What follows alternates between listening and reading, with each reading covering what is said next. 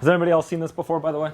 If you've taken chemistry, you sure have. If I remove that pressure, what's going to happen to that? The air in that balloon can start to get larger and larger. But John F. Kennedy High School science teacher Stephen Rounds knows all too well Think it's going to be loud? how quickly these experiments can lose air and a grip on students' attention, especially when you can't repeat it or apply it at home. We're really trying to set that spark. Go to it. A spark we've all lit, turning on the oven, stove, or microwave.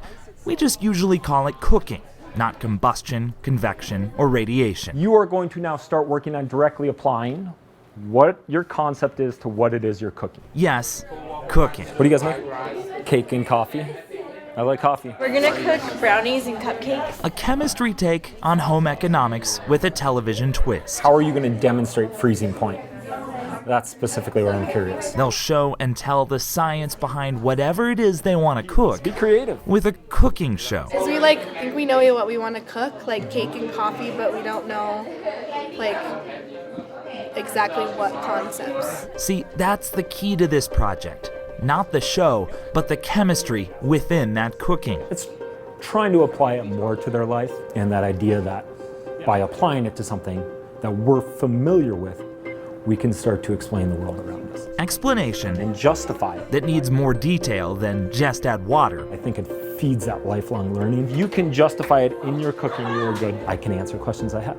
I'm not always dependent on somebody else giving me that answer. It's creativity with chemistry, something fostered by new academic standards in Denver Public Schools, according to Chief Schools Officer Susanna Cordova. Standards are just standards. They're not the curriculum, they're not the daily lessons. They really do give teachers the opportunity to think about, what do I want kids to know and be able to do? Do you have a chemical change?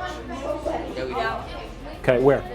When the batter and the eggs and the water and the oil mix all together. Hands-on application piece, the creativity, the higher level thinking, I think is part of what's really exciting about this. And even more exciting, It gives us freedom. I think it actually is really helpful I'm just a hands-on learner, so it helps if I can actually get down and do the project. because we actually get to figure out what chemistry actually is, instead of just we figure out what water does, but if we figure out how to do it with food, it helps us to understand it more.